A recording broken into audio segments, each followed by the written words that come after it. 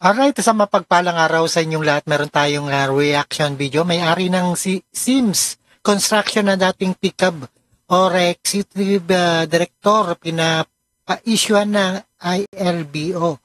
ILBO isang Immigration Lookout Bulletin Order or LEBO yan at forma na iniling ng House Infra Committee sa Department of Justice na maglabas ng Immigration Lookout Bulletin or LBO.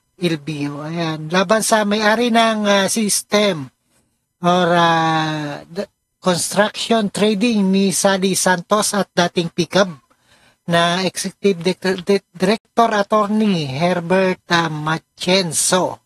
Ayan. Panoorin po natin dito sa UTN TV. And without ado, let's do watch, guys. Alright. Ang Infra Committee sa Department of Justice na maglabas ng Immigration Lookout Bulletin Order o ILBO laban sa may-ari ng Sims Construction Trading na si Sally Santos. Ang construction company ay sangkot sa Ghost Flood Control Project sa Bulacan. Bukod kay Santos, pinaisyuhan din ng Immigration Lookout Bulletin Order ang dating Executive Director ng Philippine Contractors Accreditation Board o PICAB na si Attorney Herbert Matienzo.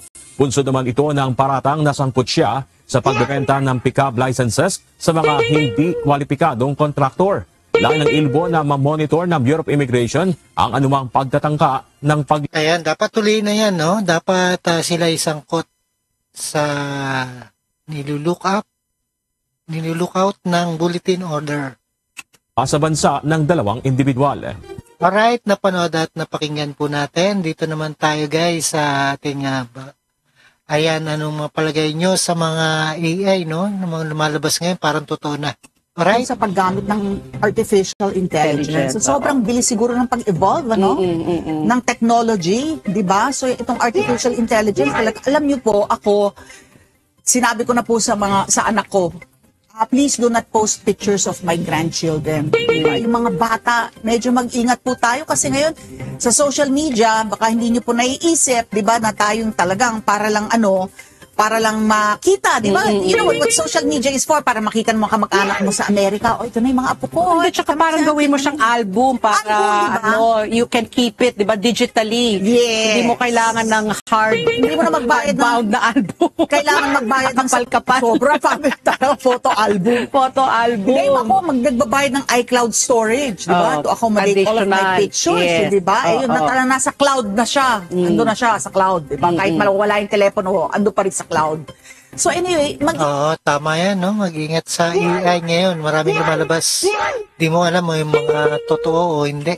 Po tayo dun sa pag-post ng mga pictures po ng, lalo na ng mga bata. Yung mga menor na edad. Angel Aquino, an adult. Syempre, ano siya diba? Celebrity siya. So, syempre, pictures niya talagang all over di ba? At saka seamless. Magaling. Seamless. Hindi mo talaga di ba alam? Oo, parang totoo na, no? Pag nagpo-post at kala mo tunay pero AI, no? Maraming problema ngayon ng ganyan na ginagawa ng mga iba, no? AI po ngayon.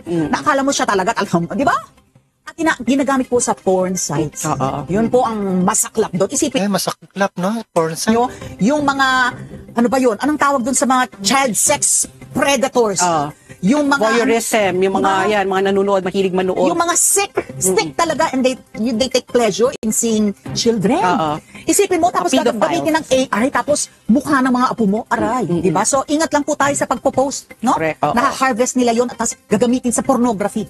So, deepfake ang ating pag-uusapan na tinalakay po sa Senado. Sinong ating makakausap? Makakausap po natin ang ating suke. Walang iba kundi si Undersecretary Aboy Paraiso. Siya pong Executive Director ng Cybercrime Investigation and Coordinating Center po ng DICT. Sa kanilang sa kanyang tanggapan po, bumabagsak itong mga deepfake, itong mga basta anything sa web, no? Cyber. Yan po ang ating issue number 1. Yung isa pala na kahapon sa Senate hearing, si Queen Hera, content creator. Yan, isipin mo. Yung anak naman niya. Ginamit kasi yung dark web. Grabe yung dark web. Na talagang, yung hindi yan pangkaraniwan na natin. Talagang yung yung the sleaziest, Yung mga masasamang may lahat ng isip. criminal di ba? Doon sila pupunta sa dark web. Oo, so ginamit daw yung picture ng Anak niya. Kita sa Oo. dark At may nagsabi lang sa kanya, di ba? Hindi niya alam. Kasi syempre nga, hindi naman siya nagsusubscribe doon sa dark web. Hindi naman natin pinapasok ang dark web. Nagulat na lang siya nung nakita niya talaga yung picture ng Yun anak yung niya. naalala mo yung Australia's Monster? Yung kinakwento mo Yung dati. kinakwento ko, si Steely ba yun? Doon sa dark web, yung talagang siya, baby.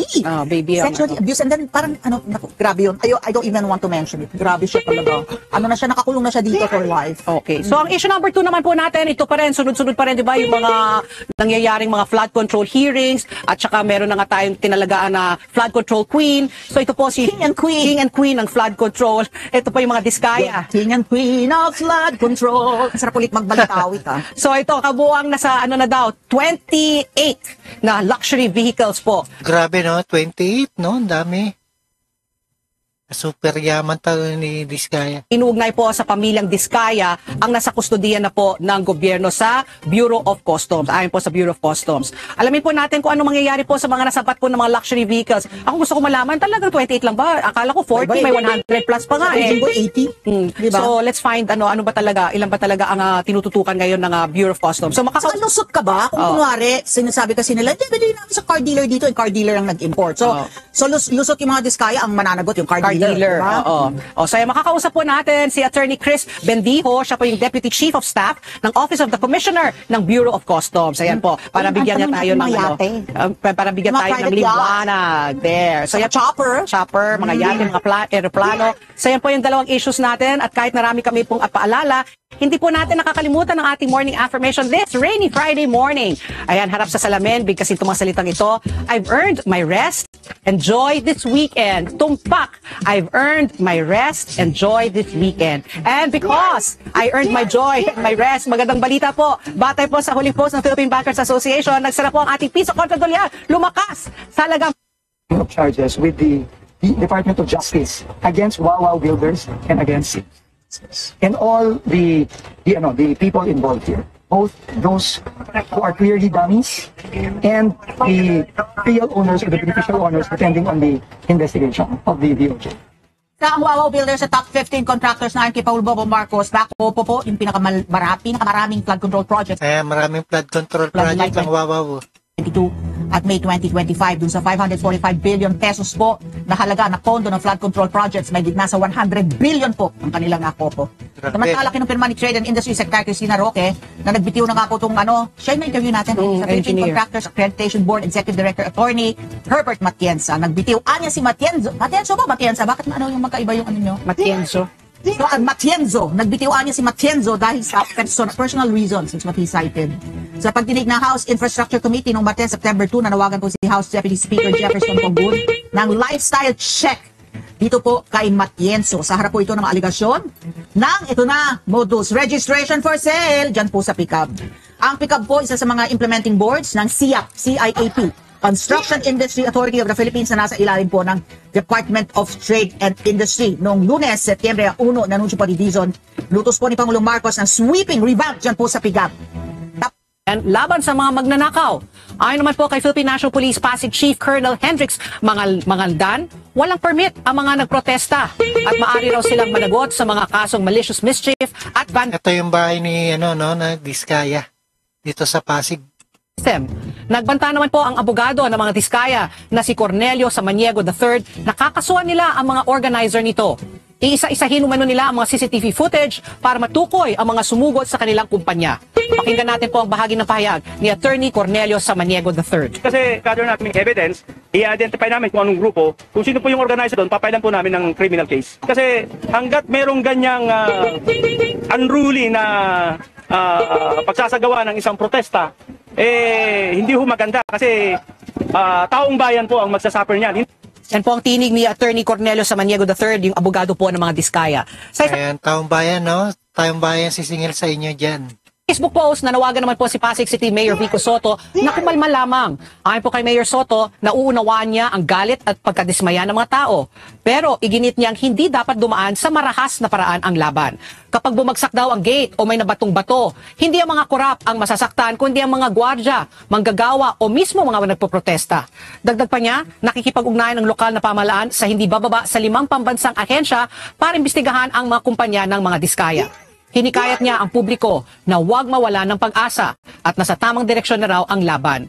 Sa Maynila naman, nabigla ang mga pulis na nagbabantay po sa tanggapan naman ng Department of Public Works and Highways o ng DPWH. Nang buhusan sila ng mabahong tubig at batuhin ng bulok na gulay.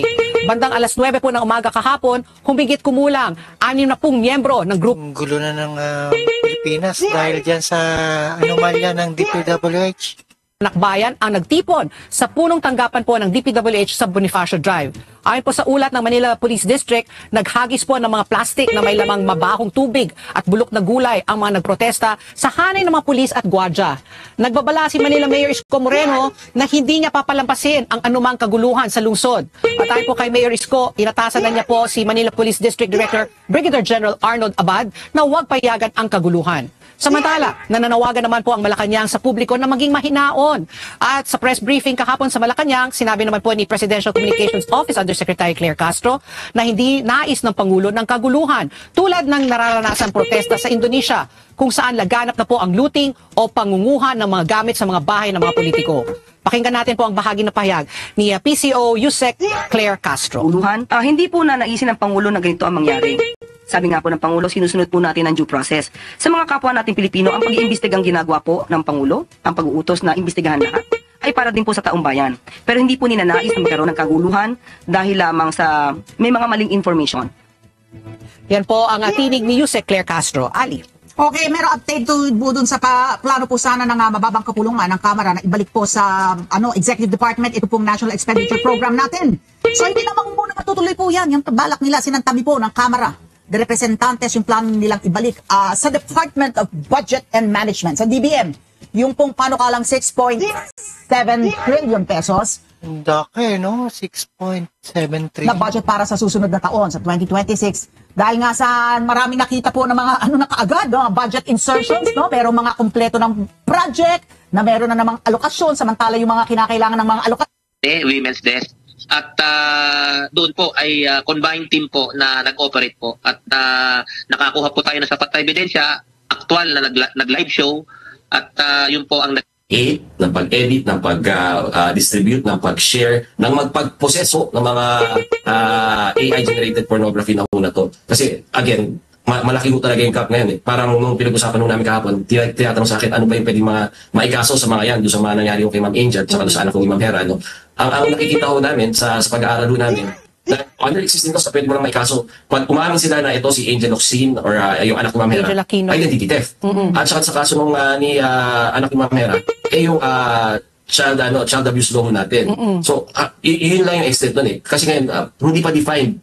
Titingnan natin yung mga current laws natin, wala pa yung definition kung ano ang fake news, ano ang AI-generated pornography, ano ang even online gambling, would you believe, hindi pa hindi niya makikita sa text ng mga current laws natin. So, kailangan mo mag-catch up talaga. Oo. So, Yusek, itong buti na lang, no, sabi nga ni Angel Aquino at saka ni Queen Hera, na may mga nagsabi sa kanila na nahanap, nakita sila. So, yung mga ganito mga nagiging biktima, is it left to chance na parang umasa ka na lang na may magsusumbong? Kung walang nakakita, tuloy-tuloy, no, yung pag-ano niya dun sa web. Is it just left to chance and somebody reports it? And then, sabi nga ni Angel, buti na lang, meron she reached out, no, to the office of Senator Risa, pero paano yung mga helpless, yung mga walang kakayahan o walang koneksyon para yung parang ibunyag, no? Sila po ay naging biktima. Paano po yun? Tama, kaya nga ina-highlight natin yung importance at saka kailangan yung technology to monitor both the dark web at saka nung kinakausap natin yung mga social media platforms, binanggit ko nito kahapon na kailangan may self-regulation sila na dapat meron silang zero tolerance. Binanggit naman ng mga kaibigan natin sa TikTok yan na zero tolerance sila when it comes to pornography, gambling. So, we welcome those efforts by our social media platforms. Pero again, going back to your question, kailangan proactive din ng government na kailangan na meron tayong mekanismo para mag-monitor both ng internet natin, ng mga social media platforms natin, at ng dark web po. At dito ang threat monitoring. Again, admittedly, yung desire, yung capabilities ng tao natin nandiyan. Pero yung tools, we need really help with regards to the tools that would help us monitor these particular platforms, these websites, the internet on a 24-hour basis. We deploy an AI help mechanism, AI assisted mechanism para automatic yung pag-scrub natin ng internet natin. Attorney Aboy, meron ba tayo kasi dun sa ibang bansa, nakikita ko yung mga law enforcement agencies nila, nagpapain, di ba? Nakita mo yun? Yung parang ito na yung AI generated din yung image nung bata, for example, and then you try to catch a child predator, for example. Is that something that we're thinking of doing? Actually, binanggit na ho ng ating PNP-ACG sa hearing na talagang entrapment operations din ang gusto nila gawin. At kami naman sa CICC, willing ho kami at handa ho kami tumulong sa ating mga law enforcement agency. Pag halimbawa, kailangan nila ng mga materials na ika-craft para ho maging bait do sa entrapment operations nila. Nandito lang ho, sabi ko naman hindi matatawaran yung skill at saka dedication ng mga tao natin dito sa CICC. Magiging, again, I think the approach is a whole of government approach talaga when it comes to this problem. Kaya puspusa din ho yung pakikipag-meeting natin, pakikipag-coordinate natin sa mga iba't ibang ahensya ng gobyerno para solusyonan itong problema. Oo. So ako, balikan ko lang yung question ko, yun na nga, if it's left to chance. So, Yusek, kung sakali, may kakilala lang ako, no, at nakita niya o may nagkwento sa kanya na nakita yung kanyang picture, ginamit nga sa dark web. Pero mag-hotline, sino ba yung dapat sinusumbungan? Kayo ba dapat? Sa police ba? Where should it be filed? Where should the complaint be filed? And how Saan pwede magreklamo, no?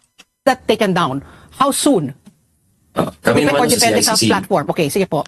hindi naman ho depende sa platform kasi iniisip na ho namin talaga yung nakukulangan kami doon sa partnership namin doon sa mga platforms. So talaga, pero pagdating ho dito sa aspeto ng deepfakes po, mabilis naman ho yung tugon ng ating mga platforms. Pero sa ibang aspeto, medyo nagtataan pa rin kami. Pero mag-focus tayo dito sa deepfakes. So, in-encourage ho namin kasi ang CICC specialized agency talaga siya that deals with all types of cybercrimes and online harms. So, pagdating mo sa amin, pag sinumbong mo sa amin, may mekanismo ho kami within 24 hours, kailangan may feedback kami. So, within that 24 hours, ginagawa ho namin lahat, data preservation, request for takedown, and kinukulit namin yung mga social media platforms kasi naiintindihan namin every second, every minute that these contents are there is harm at saka yung mahirap na pagdadaanan ng mga biktima ng mga whether it's child pornography, whether it's scams.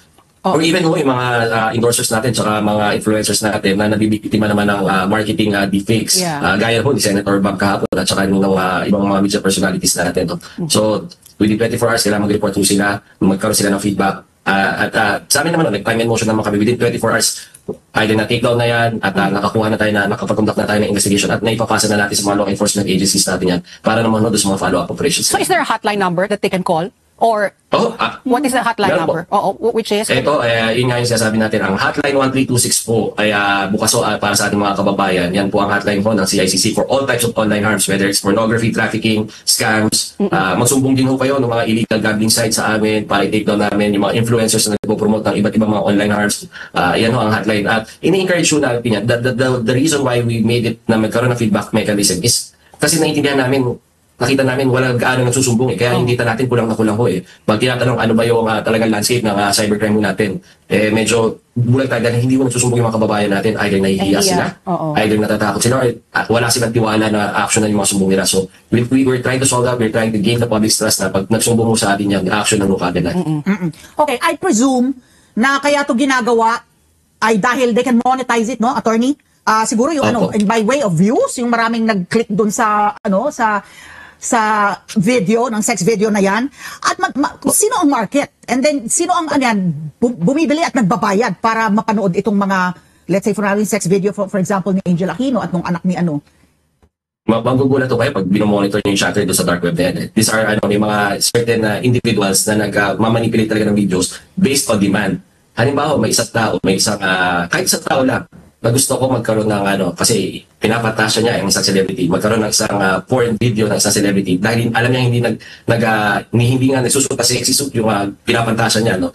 Ginagawa ko yan sa dark web, personalized porn videos or images po. So ito yung dito nagsisimula ko yan. Yung iba naman dahil tinitingnan kung sino yung mga trending na mga artista or mga influencers, ginagawa nila on their own ang mga ganyang videos. Tapos tama ko kayo, pinopost sa iba't ibang mga pornography websites at doon kumikita sila doon sa mga views ng mga websites na yun. Wow, namomonetize. Buti na lang hindi tayo pinagpapantasya nga country eh. So pero yung kadalasan talaga yan abroad no? Or based sa iyong pag-aaral, in terms of ratio, mas marami ba international kesa sa dito, local websites? Tama ko kayo, wala naman tayo gaano local pornographic websites Oo. So karamihan mo sila, even yung mga local adult entertainers natin, pinapasa yung mga contents nila doon sa mga international adult websites nila. Yeah. Pero pag nakita nyo just para lang magkaroon ng context yung answer ko doon sa tanong ni Ma'am Pat, ang market international, pero yung gagawa ng content kasi we nakakaawa story ng mga bata na even yung mga magulang nila ang gumagawa ng mga contents nila dahil sa buhay. Okay, Attorney Aboy, who is at risk? Diba? And how do you minimize your risk? Kanina kinakwento ko kay Patty, yung mga napo ko, tigil-tigil post sa sockbed kasi baka mamaya kursunadahan at gamitin yung image ng mga apo ko. So, what puts you at risk and how do you minimize your risk? Well, everyone is at risk kasi kahit sino, sabi ko, even yung mga hindi kilalang mga individual, pag may mga content yan na ipapasa lang para ma-map yung imagery tapos magaya. Kasi with the use of AI talaga, madali na ho eh. Ilang images ang so yung mga social media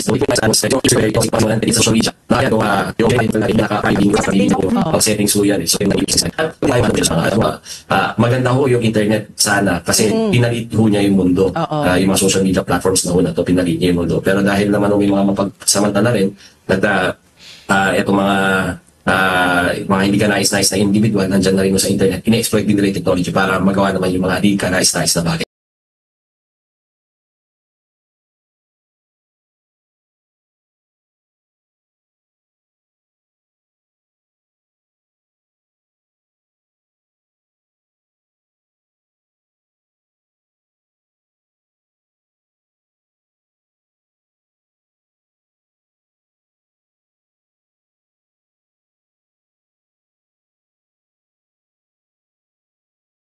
I'm just curious lang, Yusek, yung paggamit ng mukha sa mga nakakatawa, is that also a cause for complaint? Like for example, yung ginawa kang bata, tapos parang pinaglaruan ka, yung ginawang comical, not naman yung binastos, no? Pero yung ginawang comical, is that also basic? Can you complain about that? Or is it being too petty? Where do you draw the line between being petty and kumbaga meron kang karapatan na magreklamo? Or basta ginamit lang yung itsura mo, pwede na yun ireklamo. Maski kunyari, nakakatawa. Lalo yung mga Pinoy, di ba? Mahilig tayo sa mga memes. How petty is petty and how serious is serious? Well, I leave it up to those na mo ng ating mga under existing laws, pwede yan.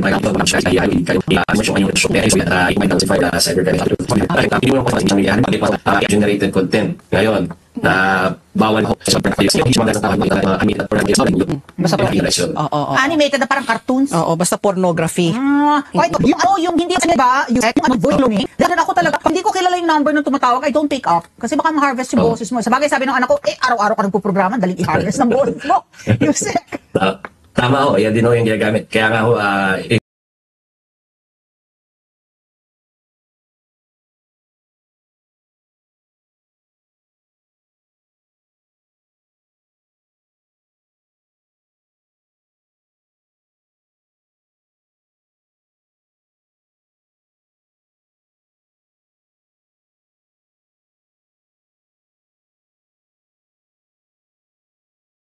remember, para a couple months ago, yung lumabas din yung phenomenon ng dugo-dugo 2.0 na hindi na yung, kasi dati dugo-dugo nung bata ho tayo is ngumo kasi na-accidente daw ngayon, hanggang hina-harvest yung voice at nakakausap mo na, kaboses na nung yung kamag-anak yung tumatawag sa'yo tapos binubudol ka na ho. Yun. So yung mga kasambahay natin, wag. Isipin mo, kaboses nung amo mo yung tumawag. Pumunta ka dun sa si ma'am. Tapos punta ka dito sa kanto ng ganon-ganon. There's such a thing as voice cloning. Ayan, boses na boses ninyo i-harvest at gagamitin na or kinidnap ko. Ayan, tandaan nyo guys, mga cloning at pag-post sa social media ng mga anak nyo, pamilya.